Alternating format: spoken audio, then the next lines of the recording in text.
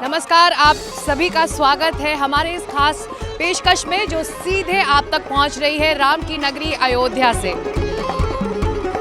बॉम्बे से मंगा करके कानपुर में इस ध्वज को सिलवाया गया।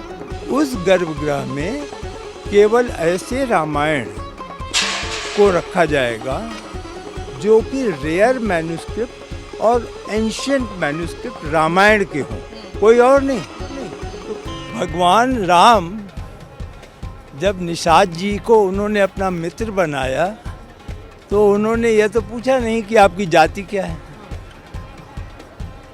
भगवान राम ने जब फल खाए और सबरी माता के, तो उन्होंने यह तो नहीं पूछा कि उनकी जाति क्या है।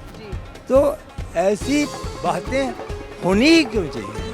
पूरा देश भगवान राम का है। हम अब पूरी तरीके से ये कह सकते हैं कि मंदिर का दूसरा चरण भी पूरा हो गया और अब मंदिर निर्माण कार्य में कोई चीज बाकी नहीं है।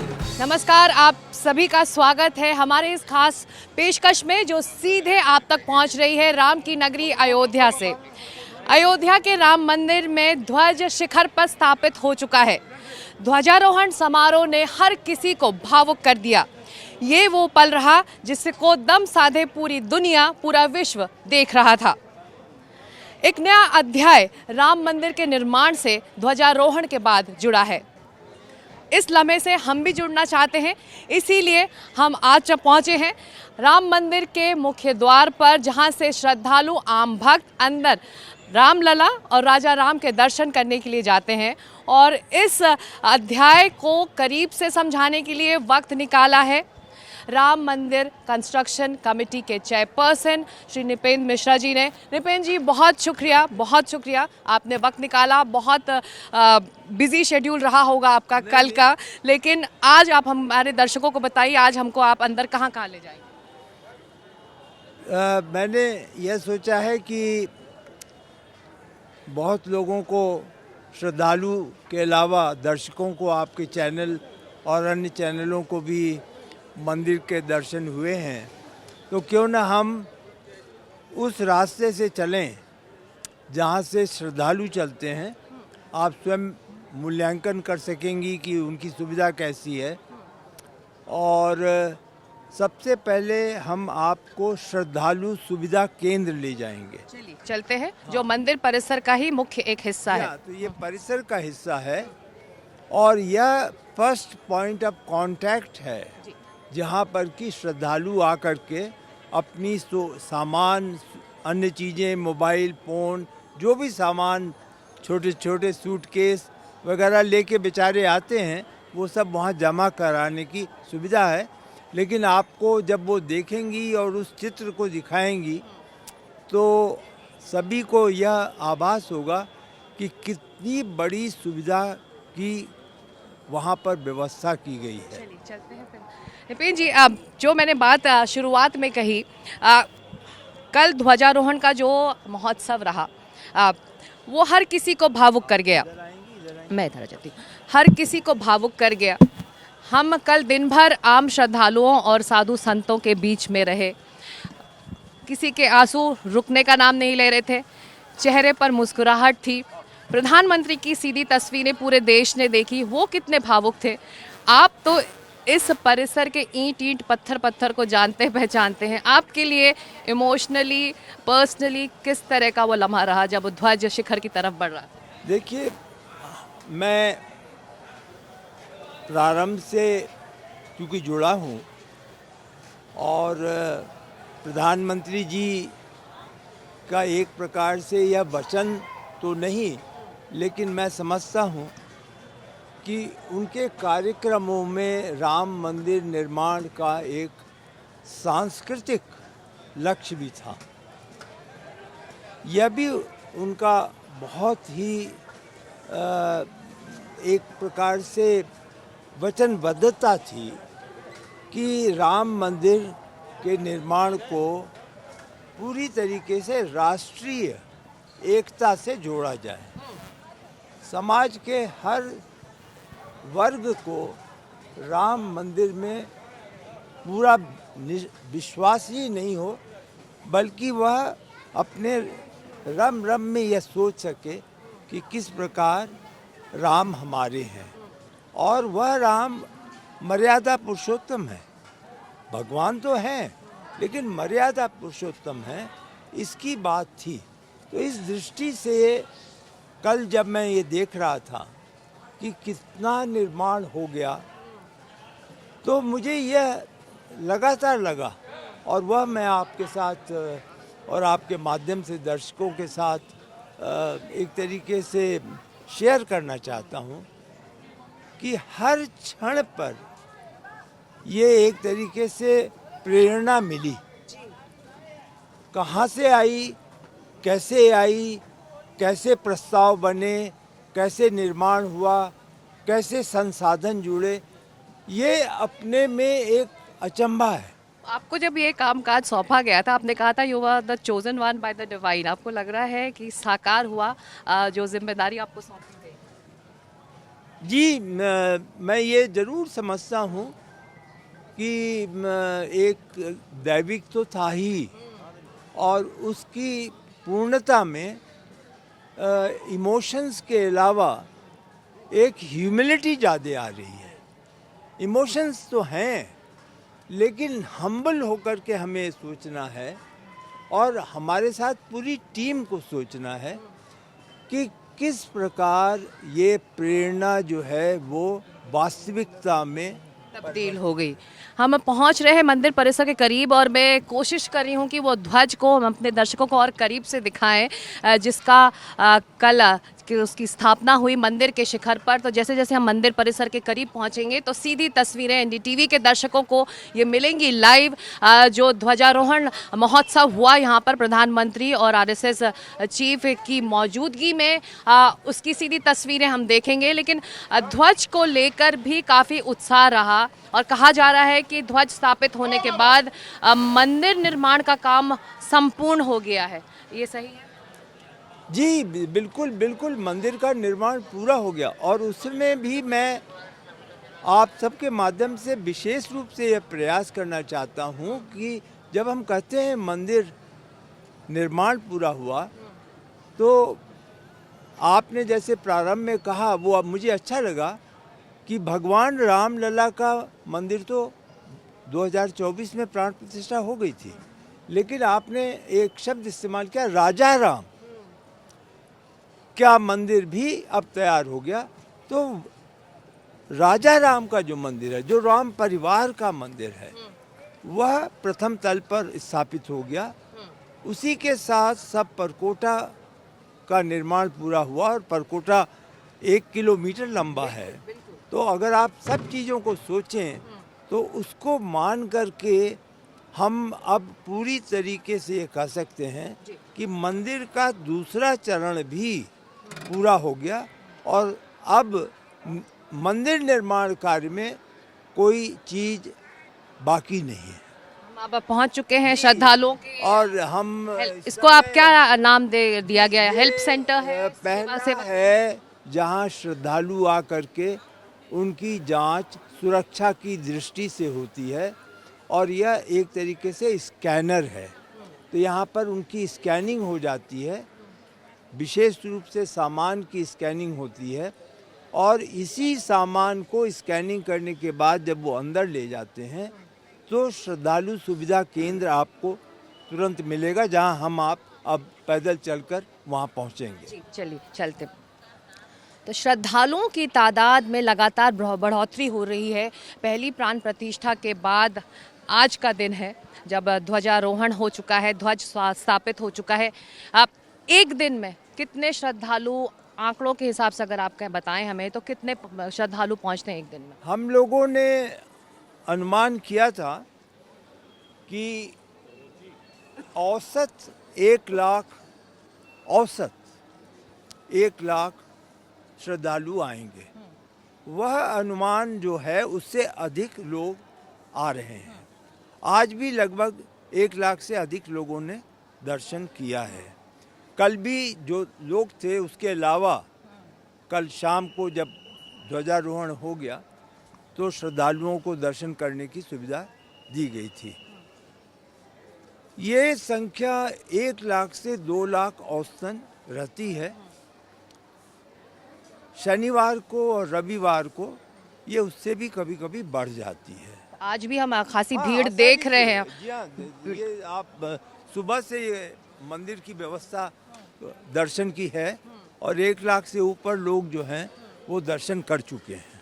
तो यहाँ पर जब श्रद्धालु एक आम भक्त आता है तो उसको यहाँ पर अपना सामान स्कैन कराना होता है।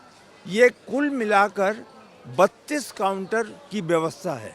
अभी तो 16 काउंटर चल रहे हैं और लेकिन अगर ऐसे दिन आते हैं जैसे रामनवमी वगैरह तो ये पूरा 32 स्कैनर्स मशीनें लगी हुई हैं जहाँ पे कि उनके सामान की जांच होती है।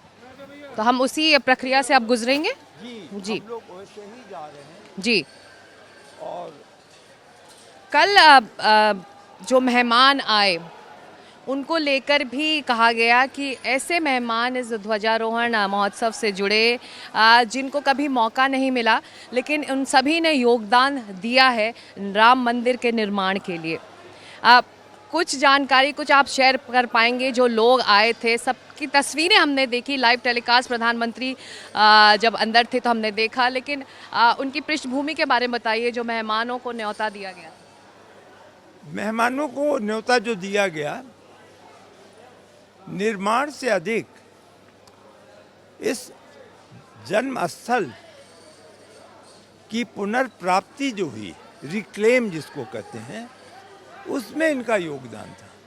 इन्हें पिछले 1 वर्ष या उससे अधिक से शिकायत थी कि आपने मंदिर निर्माण कराना शुरू किया, भगवान रामलला स्थापित भी हो गए, लेकिन हम लोग जो आंदोलन से जुड़े हुए थे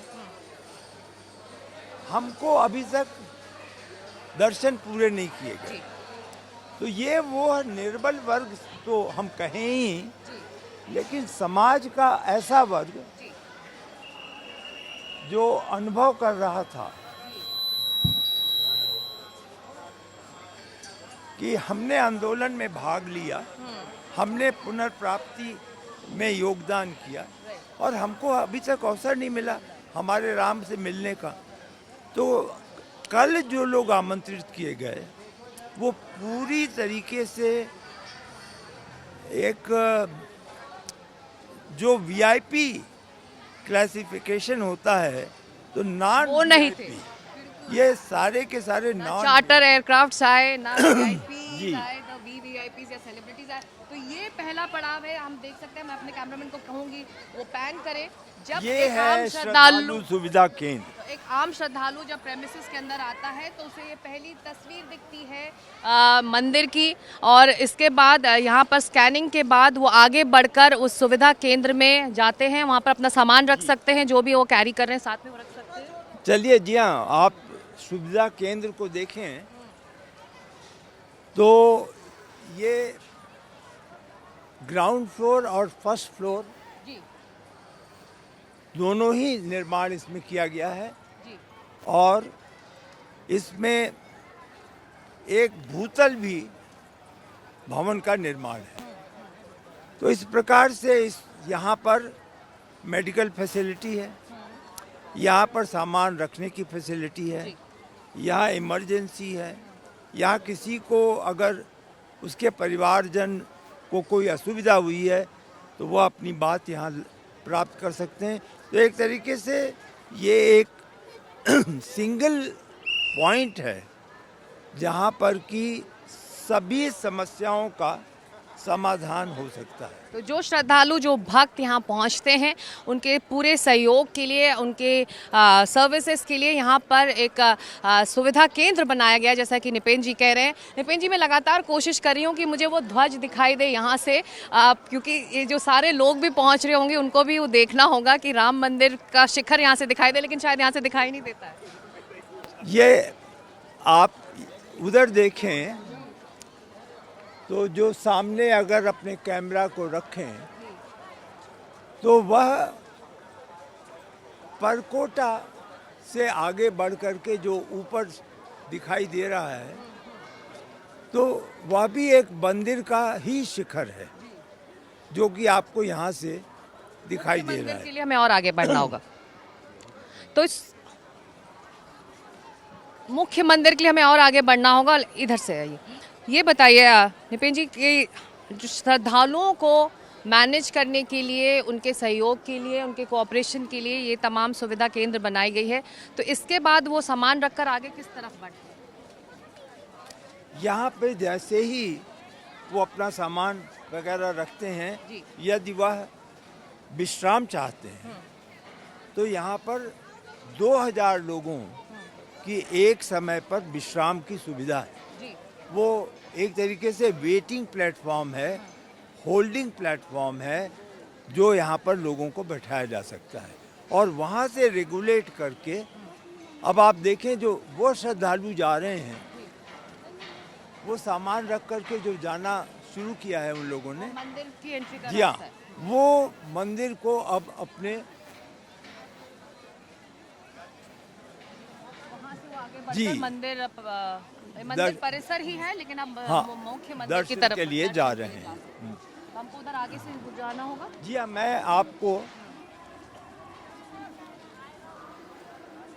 जो मेहमानों की बात हो रही थी, किसको बुलाया किसको नहीं बुलाया, तो तमाम ये सवाल भी उठे कि हमको नहीं बुलाया, ये विवाद भी उठा, इस पर राजनीति भी हो रही है, बहस हो रही है।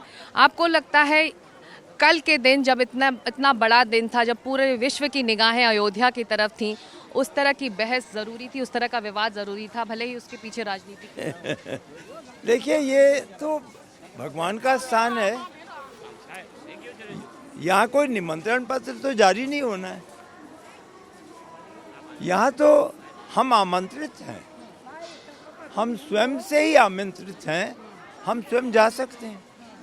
तो जिनको निष्ठा होगी, कल आप सोचें कि कल सीता विवाह भी था, तो बहुत से लोग तो 2:30 बजे के बाद कल दोपहर में जो झांकी निकली, उसमें आए थे सम्मिलित होने, लेकिन वो अपने यहाँ गए नहीं, वो आज दर्शन करके जाएंगे, तो उनको कोई न्योता नहीं दिया गया है। राम के दरबार में किसी को न्योता नहीं दिया जाता, राम सबके हैं, सब में राम है। सभी आमंत्रित किए जाते हैं। हमने सुविधा को बढ़ाने की दृष्टि से एक अन्य ये निर्माण कार्य भी लिया, जी।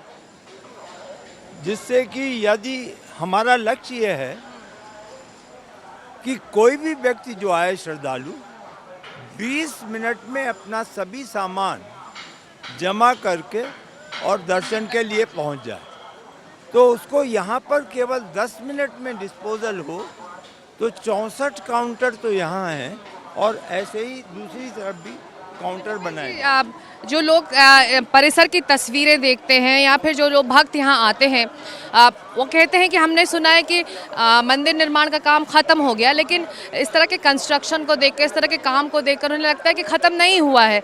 तो उनको समझाना चाहेंगे कि मंदिर बन चुका है, लेकिन परिसर में जो बाकी चीज़ें हैं उस पर अभी काम होना बाकी है। देखिए, निर्माण तो एक तरीके से जो श्रद्धालु है उसकी अपेक्षा के अनुसार होता रहेगा। कल को यहाँ पर हो सकता है लोग यह चाहें कि यज्ञ के लिए स्थान होना चाहिए, तो यज्ञ स्थल बन सकता है। हो सकता है कि यहाँ पर अलग से ऐसा स्थान बनाया जाए जहाँ पे लोग धर्म पर अपनी चर्चा कर सकें, तो उसके लिए ऑडिटोरियम बनेगा। तो ऐसे निर्माण कार्य तो चलते रहेंगे, लेकिन मंदिर तो मंदिर है, मंदिर का ऐसे निर्माण से कोई संबंध नहीं है।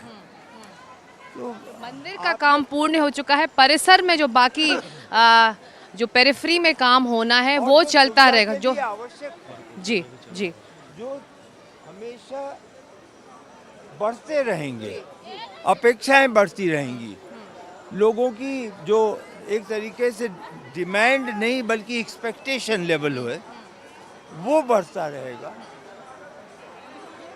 हम चाहेंगे हमारे दर्शकों को, निपिन जी, पिछले बार हम रामलला के मंदिर गए थे, गर्भगृह को आपने दिखाया था, राम दरबार भी हम पहुंचे थे, पर कोटे को हमने थोड़ी विस्तार से अगर आप हमें आज वो दिखा सके इसके बाद तो अच्छा होगा। हम अवश्य अब आपको परकोटे के पास ले चलेंगे। हम अभी आपको जो है एक ऐसी मूर्ति की ओर ले जा रहे हैं जिन्होंने कि वाल्मीकि रामायण के बाद हाँ। पूरे भारत में ही नहीं अंतर्राष्ट्रीय जगत में रामचरितमानस लिख करके और स्वयं तो अमर हुए, लेकिन वह इस पुस्तिका को, वाल्मीकि रामायण को भी वो अमर कर गए। वह है हमारे गोस्वामी तुलसीदास। तो प्रधानमंत्री यहाँ कल यहाँ भी आए थे? वो पहले इसका दर्शन कर चुके थे, क्योंकि कल के कार्यक्रम में समय सीमा थी तो यहाँ नहीं आ सके, लेकिन आप अपने कैमरामैन से तो ये बताइए कि जिस तरह से यहाँ पे मंदिर बना हुआ है और ये जैसे वाल्मीकि मंदिर है यहाँ पर, तो जो यहाँ पर श्रद्धालु या फिर आम भक्त यहाँ पहुँच रहे हैं उनको अगर जानकारी चाहिए कहाँ क्या है तो उनको कैसे बताया जाए? ना माफ करिएगा, ये गोस्वामी तुलसीदास जी, हाँ, वाल्मीकि जी का मंदिर ऋषि में है। हाँ, वो वहाँ अलग है। तो ये यहाँ पर इसलिए रखा गया कि आम जनता को रामचरितमानस के जुड़ाव की शुरुआत किसने की, वो ये। तो आम तो इसलिए चुना गया कि इनकी मूर्ति यहाँ पर सबसे पहले प्रवेश पर ही रखी जाए। तो इनको जानकारी देने के लिए जो आम श्रद्धालु वहाँ पहुँच रहे हैं, इसको लेकर कोई इंतज़ाम रहता है, कोई वॉलंटियर्स रहते हैं इनको बताने के लिए? यहाँ पर 3 लोग लगातार रहते हैं जो इनके बारे में कोई प्रश्न होगा तो उसके बारे में जानकारी बताएंगे। और बाकी तो लोगों को सबकी इच्छा होती है कि सब कुछ दर्शन करके राम जी का दर्शन करें जी। तो इसलिए तो हमारी भी उत्सुकता बढ़ रही है, हम भी चाहते हैं कि हम जल्दी से जल्दी मुख्य मंदिर की तरफ बढ़े। तो यहाँ पर सुविधा केंद्र में सामान रखकर फिर आगे श्रद्धालु बढ़ जाते हैं मुख्य मंदिर की तरफ। तो हम भी उसी तरफ बढ़ेंगे और आगे देख सकते हैं यहाँ पर ये सुविधा केंद्र, जो बात निपेन जी कह रहे थे कि अपना सामान अगर वो रखना चाहे, विश्राम करना चाहें, कुछ वक्त गुजारना चाहे मंदिर परिसर के अंदर, तो आम श्रद्धालु, आम भक्तों के लिए ये सुविधा केंद्र बनाया गया है। और इसकी तैयारी भी आप देख रहे हैं कि किस तरह से मंदिर परिसर, जो कि मंदिर का हिस्सा है, उसी तरह से इसको कंस्ट्रक्ट भी किया गया है कि ये मंदिर से अलग ना लगे। अब हम कहाँ जा रहे हैं निपेन जी? हम लोग अब आपको जी यहाँ पे एक अंगद टीला है। यहाँ 2 स्थानों पर 2 राम भक्त, जिनको हम वैसे तो पशु कहते हैं जी, उनको भी यहाँ पर रखा गया है। आपको मालूम होगा एक गिलहरी जी हैं, ये गिलहरी हैं। इनकी भी अहम भूमिका रही राम के लिए, राम के जीवन में, और इनको भी यहाँ स्थापित किया गया है। या तो बहुत लोगों की मांग थी कि यहाँ पर गिलहरी जी की, और एक कुबेर टीला है जहाँ पे कि जटायु जी हैं। हाँ, वो हम पिछली बार लाभ लेके गए थे। हाँ, जी जी। तो वहाँ पर जटायु जी की व्यवस्था रखी गई है। अब हम आगे बढ़ेंगे मंदिर परिसर की तरफ। हाँ जी हाँ, अब हम लोग सप्त ऋषि आश्रम और परकोटा तक जाएंगे। सप्त ऋषि आश्रम, जहाँ पर सामाजिक समरसता का एक भाव दिखता है। सबसे पहले मंदिर परिसर में पहुंचकर प्रधानमंत्री भी वहीं गए थे, वहां पर उन्होंने दर्शन किया था। हमारे दर्शकों को बताइए, जो सप्त ऋषि हैं उसका अभिप्राय क्या है? सप्त ऋषियों में निषाद राज को भी वहाँ जगह मिली है, शबरी को भी मिली है, देवी अहिल्या को भी मिली है, और बाकी जो ऋषि रहे भगवान राम से जो जुड़े उनको भी वहाँ पर स्थापित किया। देखिए, वो विशेष चयन किया गया और सर्वप्रथम तो महर्षि वाल्मीकि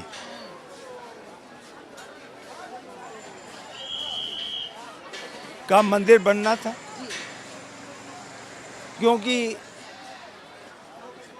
हमारे राम भगवान के समय के दृष्टा महर्षि वाल्मीकि थे। उनको यह आभास था कि क्या क्या घटनाएं किस प्रकार हुई, जिसे उन्होंने वाल्मीकि रामायण में लिखा। जब महर्षि वाल्मीकि का मंदिर बना और हमारे आदरणीय प्रधानमंत्री जी की उस बारे में विशेष निर्देश तो नहीं, प्रेरणा थी कि यह मंदिर तो सामाजिक समरसता का प्रतीक होना चाहिए, तो वह बना मंदिर। तो फिर यह भी हुआ कि वाल्मीकि रामायण में ऐसे लोगों को भी चुना जाए जो भगवान के किसी न किसी कारण से मित्र बन गए और भगवान ने उन्हें अमर कर दिया। तो उस दृष्टि से निषाद राज जी को चुना गया, उनका मंदिर बने। फिर सबरी माता का मंदिर चुना गया, उन्हें रखा गया। आपको अहिल्या जी की कथा मालूम है कि किस प्रकार से वह पुनः साकार हुई, तो उनका मंदिर बनाया गया। फिर भगवान राम बाल काल से मर्यादा पुरुषोत्तम तक जो उनकी भूमिका रही, तो प्रारंभ में उनके जो वशिष्ठ जी थे, बाद में विश्वामित्र जी आए तो उनका भी मंदिर बना, और अगस्त्य मुनि। तो इस प्रकार से 7 मंदिरों वो सप्तऋषि मंडप कहा का जा रहा है। मंडप हुआ। और यह सोचा गया, ये बहुत ही, आप जहाँ खड़ी हैं आप देखें तो लैंडमार्क भी बन गया। मैं देख रही हूँ यहाँ पर लोग तस्वीरें खींच रहे हैं, सेल्फीज ले रहे हैं। तो ये एक मुख्य सेल्फी का केंद्र बन गया है। मुख्य सेल्फी केंद्र भी है मंदिर परिसर के अंदर, आप देख सकते हैं। ये सीधी तस्वीरें और पहली तस्वीरें हैं हमारे दर्शकों के लिए, सिर्फ और सिर्फ एनडीटीवी पर मंदिर परिसर से सीधा लाइव हम आपको जोड़ रहे हैं। इस वक्त ये तमाम श्रद्धालु दर्शन करने के लिए आए हुए हैं और अब हम मुख्य मंदिर परिसर की तरफ बढ़ रहे हैं, परकोटे की तरफ बढ़ रहे हैं, जहां से हमें राम जी का मंदिर दिखाई देगा। और कल जो ध्वज का अवरोहण हुआ है, वो ध्वज भी हम अपने दर्शकों को लाइव यहाँ पर सीधे दिखाएंगे। तो सीधी ये आम रास्ता है क्या, यहाँ से श्रद्धालु जा पाते हैं अंदर? ये जो जा रहे हैं ये बाहर जा रहे हैं। अच्छा, दाईं तरफ जो रास्ता है ये बाहर जाने का है। तो श्रद्धालु जो आए हैं वो अंदर से दर्शन करके अब ये दक्षिण दिशा में मंदिर के हम आ गए हैं। और तो हम सुविधा केंद्र को पीछे छोड़कर हाँ, हम मंदिर की तरफ आगे बढ़ेंगे। तो मंदिर की तरफ बढ़ रहे हैं। निपिन जी, जो बात आप कह रहे थे, जो मैंने आपसे भी पूछा कि सामाजिक समरसता की मिसाल यहाँ पर मिलती है सप्तऋषि मंडप में, लेकिन इसको ही इनविटेशन को लेकर, न्योते को लेकर चैलेंज कर दिया गया कि मैं इस जाति का हूँ तो मुझे नहीं बुलाया गया। लेकिन यहाँ पर जिस तरह से, जिस भाव से और जिस थॉट से ये पूरा मंदिर बना है, और ये विवाद तो उसके बिल्कुल ऑपोजिट है। भगवान राम जब निषाद जी को उन्होंने अपना मित्र बनाया तो उन्होंने यह तो पूछा नहीं कि आपकी जाति क्या है। भगवान राम ने जब फल खाए और सबरी माता के, तो उन्होंने यह तो नहीं पूछा कि उनकी जाति क्या है।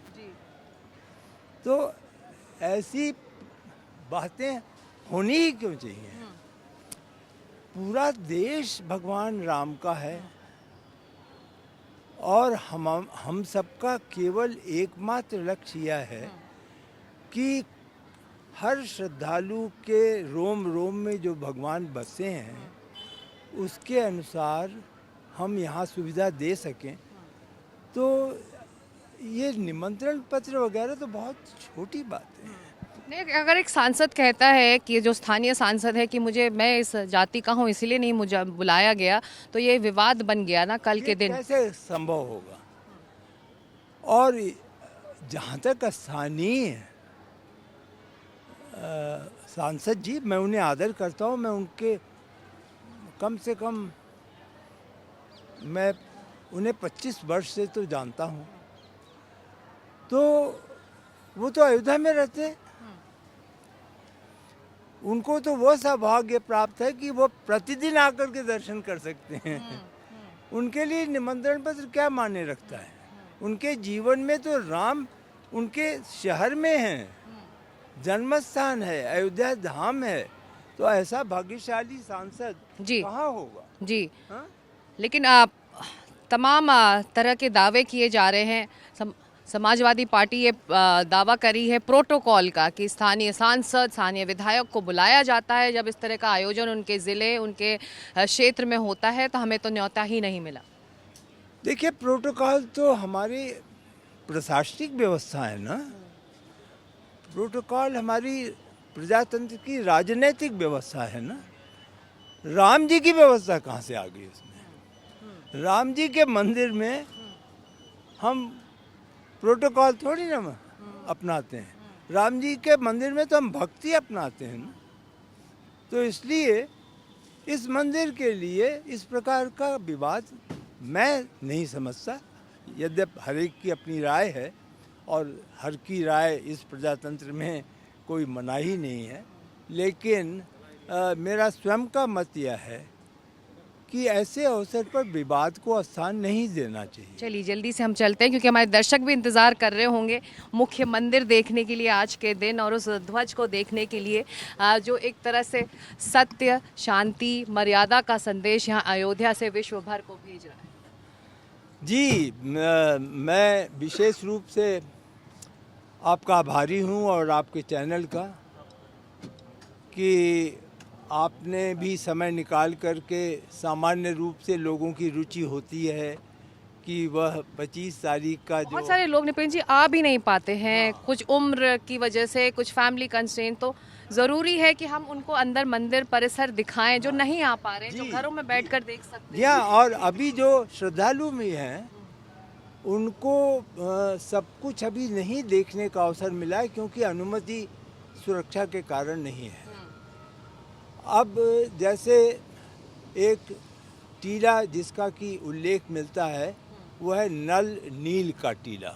तो ये दाईं तरफ जो आप देख रही हैं ये नल नील का टीला है। जैसे आपने वहाँ अंगद टीला देखा और वहाँ पर आपने देखा गिलहरी जी का, तो उस प्रकार से अब ये टीला है।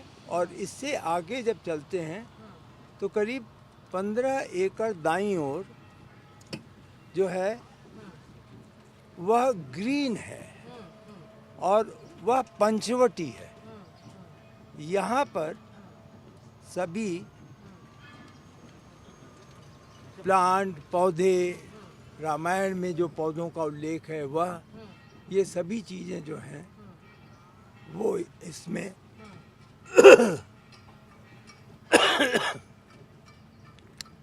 अब आप देखेंगे कि आप मंदिर का शिखर बिल्कुल आपके सामने दाईं ओर है।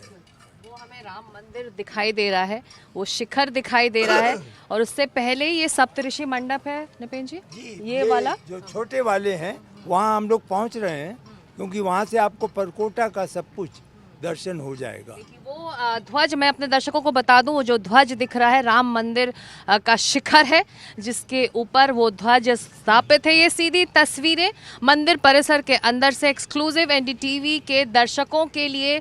वो ध्वज जिसका ध्वजारोहण कल प्रधानमंत्री की मौजूदगी में यहाँ पर मंदिर परिसर में हुआ, आज वो ध्वज वहाँ पर फहराया गया है। और अब इसके बारे में बताइए, लिवर जो उन्होंने दबाया उसको लेकर बहुत उत्सुकता थी निपिन जी। वो लिवर था, पहले बताया गया बटन है, वो था क्या, वो किस तरह से मैकेनिकली काम करता है? वह मैकेनिकल तो है ही, मैकेनिकली काम करने का, मैनुअल भी वो काम करता है। अच्छा, तो मैनुअल तो इसलिए कि रस्सी तो मैनुअल में थी, मैकेनिकल इसलिए कि रस्सी को पुल करना था।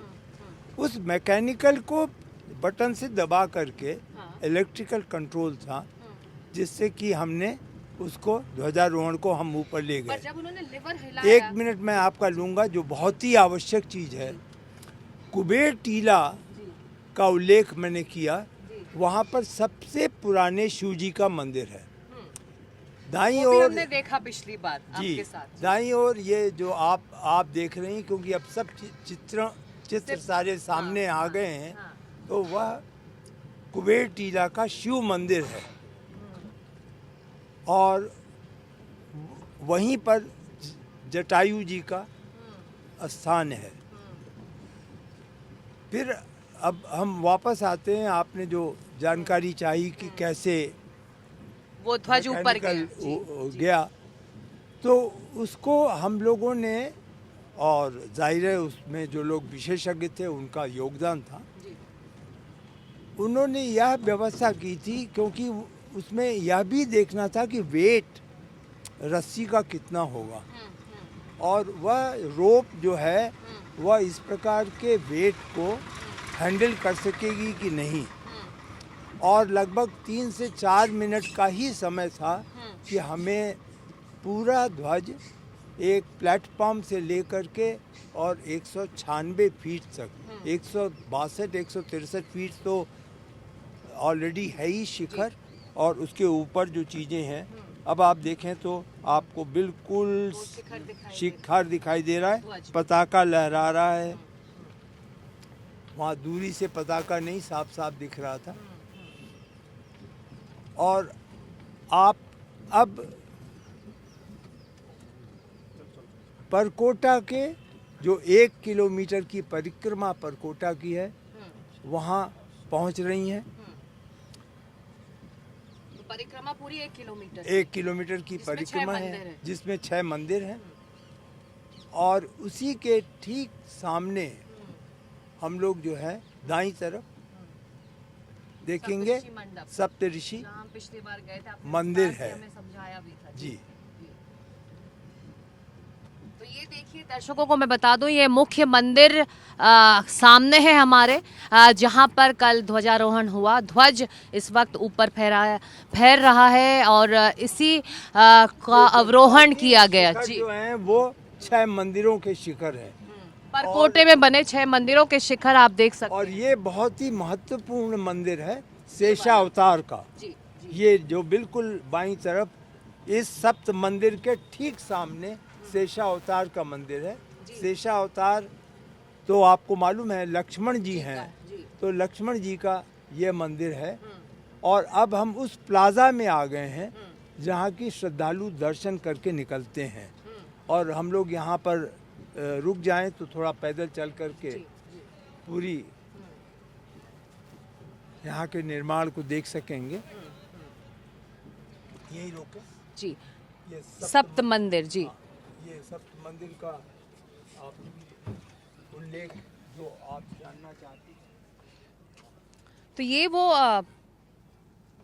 सप्त मंदिर रहे जिसमें प्रधानमंत्री ने कल पहले आकर दर्शन किया और फिर वो राम मंदिर की तरफ बढ़े थे। उनके लिए ये बहुत ही हर्ष का और संतोष का विषय तो था ही, लेकिन महत्व का विषय था। जो एक सामाजिक समरसता और एकता और राष्ट्रीयता, जिसको एक सांस्कृतिक माध्यम से वह जोड़ना चाहते हैं, जहाँ पर कि जो हमारी राष्ट्रीय भावनाएं हैं वो सदैव उजागर रहें, तो उसके लिए इस मंदिर को वह विशेष स्थान देते हैं। और उनका ये स्पष्ट मत था कि जो राम जी का दर्शन करके और इससे निकले, वो पहले ऐसे लोगों के पास प्रेरणा पाए जो कि राम जी के सामाजिक समरसता के एक तरीके से एक्टर्स थे, प्रमुख थे। तो वह जो है वह व्यवस्था की गई। और यहाँ पर एक तरफ मंदिर बने जी हुए हैं। 7 जी, हैं, बिल्कुल, जिसमें आप महर्षि वशिष्ठ का मंदिर जो है बाईं तरफ है, माता सबरी का मंदिर जो है वो राइट साइड पे है, और इसी प्रकार से 5 अन्य मंदिर हैं जिन्हें आप देख सकती हैं। इस तरफ अब आप देखें तो एक तरीके से आपको बड़ा स्पष्ट हो जाएगा। इधर से आएंगे तो हमको व्यू भी मिल जाएगा निपिन जी, वो मुख्य मंदिर का। तो इस ध्वज के बारे में बहुत सारी बातें की गई कि पैराशूट में जो मटेरियल यूज़ होता है वो यूज़ हुआ, उसके बारे में बताइए। उसमें जो उकेरा गया उसके पीछे क्या सोच थी, मटेरियल कैसे यूज़ हो, कितना ये जो विंड स्पीड है झेल पाए, उसे कब कब बदला जाएगा, इस बारे में बताइए हमारे दर्शकों को। ये आप यूँ समझें कि हम लोगों ने यहाँ तक अध्ययन किया था कि जब विंड का डायरेक्शन बदलता है जी तो पताका के लहराने पर कितना कितना असर पड़ेगा। राइट। तो हम ये कल भी देखा गया और उससे पहले कई दिन देखा गया कि डेटा में जो फोरनून का समय होता है, क्योंकि नेचुरली वो वेदर फैक्टर है, उस समय ये पताका जो ध्वज है वह अपने पूर्णता की ओर लहरा रहा होता है। उसके बाद जब बिल्कुल वेग कम हो जाता है विंड फैक्टर, तो थोड़ा सा नीचे लहराता है। जैसा अभी हो रहा हाँ, और फिर जो है जब विंड का डायरेक्शन चेंज होता है तो फिर वो एडजस्टमेंट करने लगता है लहराने के लिए और ओपन हो जाता है। इसकी साइज़ भी बहुत बड़ी है, और पोल आपने देखा कि पोल से तो उससे मिला करके 11 फीट चौड़ा और 22 फीट का त्रिकोण है ये, जो कि यहाँ पर बनाया गया। शुरुआत हुई थी तो जो कपड़ा एक पहला ध्वज बना वो 25 किलो का था। फिर वह एक बहुत बड़ी समस्या थी कि 25 किलो यहाँ कैसे जाएगा। फिर उसके बारे में अनेक लोगों से यह एक सबका सामूहिक जो एक ग्रुप डायनेमिक्स होती है ना, तो कलेक्टिव एज जो होता है वही निर्णयों का, समस्याओं का, प्रशासन में कलेक्टिव एज जो है वही आगे बढ़ा सकता है। तो सबकी राय लेने पर लोगों ने कहा कि अगर हम पैराशूट का जो कपड़ा है उसका ध्वज बनाएंगे हल्का भी हो। तो वो हल्का भी होगा और मजबूती उसकी सबसे ज़्यादा होगी। नायलॉन का वो बनता है। तो फिर ये हुआ कि उसको कैसे ढूंढा जाए। तो फिर कानपुर में ऑर्डिनेंस फैक्ट्री की एक शाखा थी, वहाँ के लोगों से जानकारी की गई कि ऐसा कहाँ से नायलॉन मिलता है। तो उसका फिर पता लगा करके बॉम्बे से मंगा करके कानपुर में इस ध्वज को सिलवाया गया, और ऐसे ध्वज तो ये कितने महीने रहेगा, कब बदलाव किया जाएगा इसमें, नया ध्वज कब लगता है, इसको लेकर भी कोई डिसीजन? ये इसका कोई एक तरीके से समय सारणी नहीं है, लेकिन जैसे प्रमुख त्यौहार है रामनवमी, तो अगर वहाँ पे राम जी के जन्मदिन को ध्यान में रखते हुए हमें ध्वज बदलना होगा तो प्रयास होगा, क्योंकि इट इज़ एन एक्सरसाइज। ऊपर जाना, सुरक्षा और व्यक्ति विशेष की सुरक्षा को ध्यान में रखते हुए, और फिर आप देखें जो ये रोप है इस समय तो टाई कर दिया गया, जो नीचे हैंग कर रहा है, तो यहीं तक है। हाँ, तो यहाँ पर टाई कर दिया। तो हम अपने कार्यक्रम और समय के आखिर में पहुँच गए हैं, तो चलते चलते हम दर्शन अगर हमारे दर्शकों को आप थोड़ा करा दें, तो उसके बाद जो दर्शक हैं जो घर बैठे हैं, जो कल आना चाहते थे अयोध्या, नहीं आ पाए इस बड़े आयोजन का हिस्सा बनने के लिए, या फिर आज भी नहीं पहुंच पाए इस पताका को देखने के लिए, आपने ध्वज तो हमें दिखा दिया, अगर आप अंदर से हमें कुछ तस्वीरें लेने दें तो। वो तो शायद अनुमति नहीं होगी, और उन्होंने अभी सुरक्षा की दृष्टि से वैसी अनुमति नहीं दी है, लेकिन मैं कोशिश करूंगा जी। यदि ये मंदिर की पूजा दशावतार समाप्त हो गई है। तो ध्वज के बारे में हम बात कर रहे थे निपेन जी, तो ध्वजारोहण कौन करेगा, इसको लेकर भी विवाद उठा था। इसको लेकर भी तमाम सवाल किए जा रहे थे कि किसको करना चाहिए, किसको नहीं करना चाहिए, और ये भी राजनीतिक सवाल और राजनीतिक विवाद उठाया जाता है। आपने सुना होगा, शायद नहीं सुना होगा, लेकिन इसको लेकर भी तमाम विरोध के सुर राजनीतिक गलियारों में सुनने को मिले। ये सभी चीज़ें उन्हीं गलियारों में होती हैं। यहाँ कभी भी इस प्रकार का विवाद नहीं हुआ ट्रस्ट में कि कौन जो है वह ध्वजारोहण का भागी होगा, और हमेशा से यह निर्णय था और ट्रस्ट की बैठक में भी यह निर्णय ले लिया गया था जी। कि प्रधानमंत्री जी जिन्होंने कि भूतल पे प्राण प्रतिष्ठा की थी, उन्हें ही हम लोग इस कार्य के लिए आमंत्रित करें, और वैसा ही हुआ। यह निर्णय ट्रस्ट का यूनानिमस था और कभी भी कोई विवाद में नहीं हुआ। मैं इन जो परिकोटे में बने जो मंदिर हैं उनके ऊपर ध्वज दंड देख रही हूँ, तो क्या इनका भी ध्वज बाद में ध्वजारोहण वहाँ पर होगा? जैसे कि हर मंदिर के ऊपर दंड लगा तो दिया गया है। देखिए, ये व्यवस्था है भी और ध्वज प्राप्त भी कर लिया गया है, और आपको परकोटे पे हम जा रहे हैं। हाँ, ले चलते हैं। वही हमारा आखिरी पड़ाव है, आप कह रहे हैं। जी। तो परकोटा जिसकी परिक्रमा करीब 1 किलोमीटर की है जी, 1 किलोमीटर से कुछ ज़्यादा ही है जी। तो उस परकोटा में 6 मंदिर हैं और परिक्रमा की पूरी व्यवस्था है। आप जब देखेंगी तब आप सोचेंगी कि परिक्रमा कितनी सुविधाजनक होगी अब लोगों को इस परकोटा के बन जाने से, और लोगों को अंदाज नहीं था, लेकिन मैं आपको बताऊं, ये सभी आपके श्रद्धालु हैं जो आ रहे हैं जी। तो मैं बता रहा था परकोटा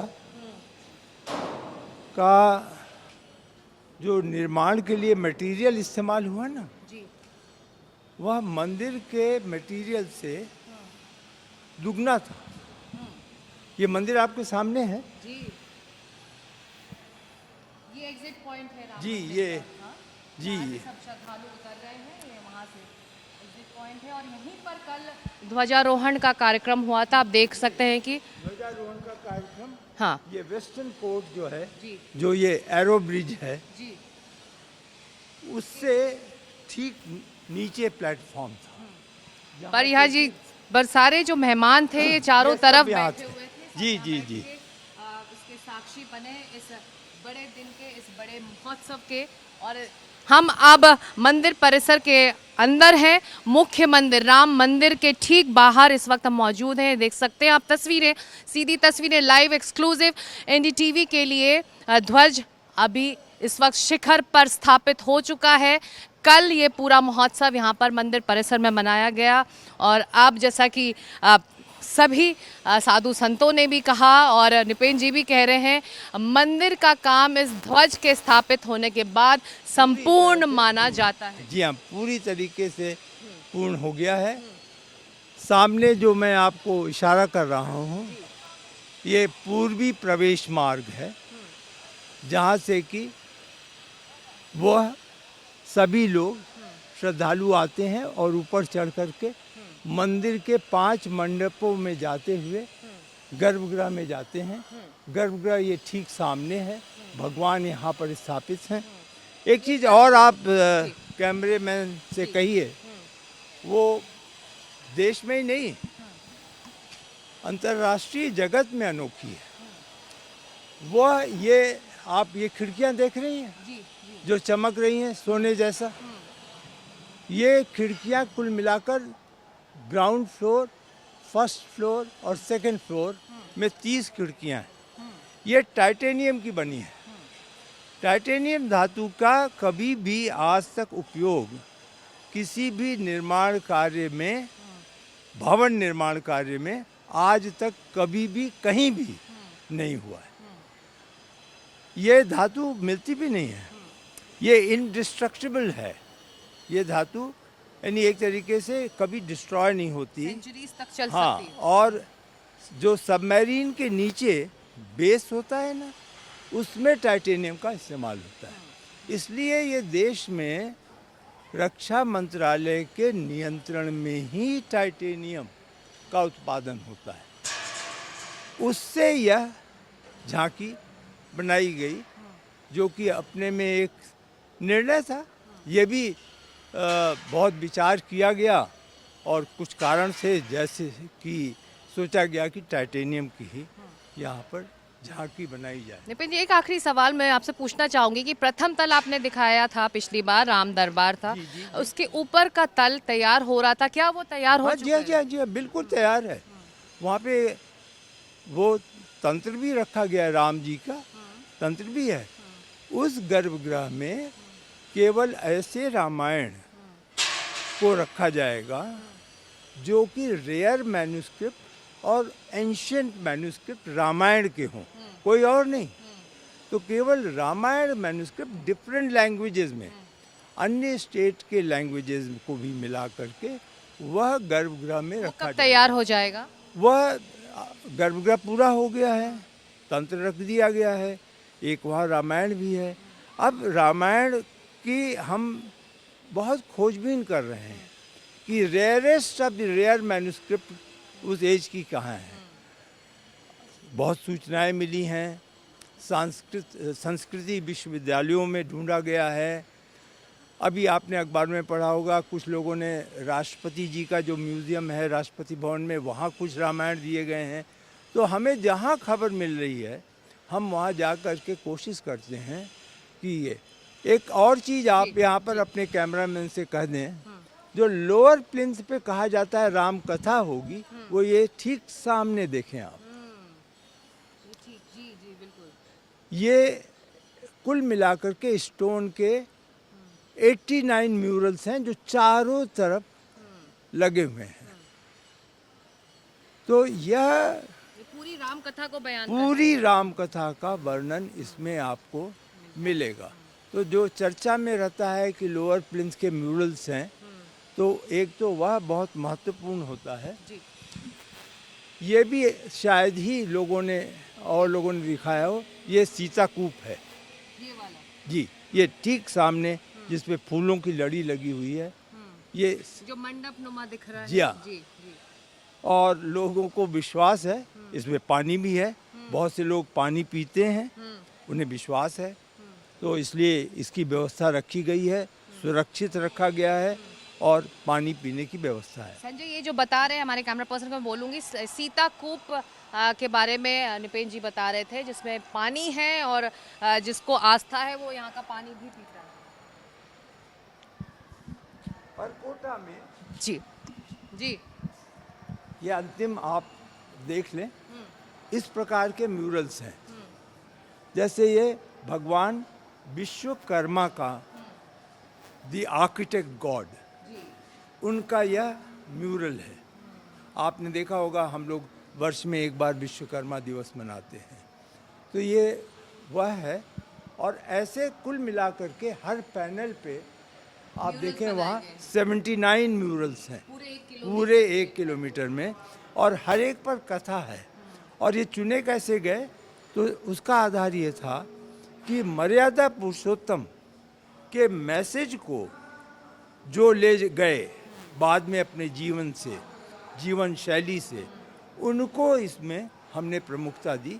तो इस प्रकार ये इधर चारों तरफ, कल प्रधानमंत्री जी ने इनको देखा भी था विशेष रूप से, और इनको म्यूरल्स को रखा गया है। मुझे पता है कि आपको जाना है, वक्त बहुत कम है, तो मैं चाहूँगी कि हम अपने कार्यक्रम का जो अंत समापन यहीं करें। राम मंदिर के ठीक सामने ध्वज के ठीक नीचे वो ध्वज जिसको दम साधे कल पूरी दुनिया देख रही थी, ये ध्वज अब स्थापित हो चुका है। राम भक्त आम श्रद्धालु जो यहाँ पहुँच रहे हैं इसकी एक झलक पाने के लिए पहुँच रहे हैं। और जैसा कि हम लगातार कह रहे हैं, राम मंदिर का काम संपूर्ण हो चुका है इस ध्वज की स्थापना के बाद। तो ये सीधी तस्वीरें, एक्सक्लूसिव तस्वीरें थी एनडीटीवी के दर्शकों के लिए।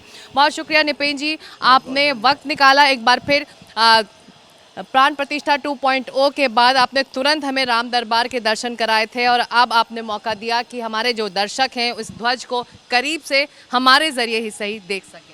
बहुत बहुत धन्यवाद आपको और आपके चैनल को कि आपने जो है इस कार्यक्रम को कवर करने का निश्चय किया, क्योंकि अधिकांश लोगों की रुचि होती है कि जो कार्यक्रम प्रमुख 25 तारीख को था वह दिखलाने का प्रयास करें। आपने यह आवश्यक पाया कि श्रद्धालुओं को जो यहाँ नहीं आ पा रहे हैं उनको पूरे मंदिर से परिचय करा दिया जाए। उसमें कुछ अंश हम आप बातचीत करके पूरा कर पाए हैं, इसके लिए आपको धन्यवाद। बहुत बहुत शुक्रिया, थैंक यू। तो हमने देखा, ये सीधी तस्वीरें थी सीधे मंदिर परिसर से, राम मंदिर के ठीक बाहर हम मौजूद हैं। ऊपर ध्वज लहरा रहा है जिसकी स्थापना कल ही की गई थी।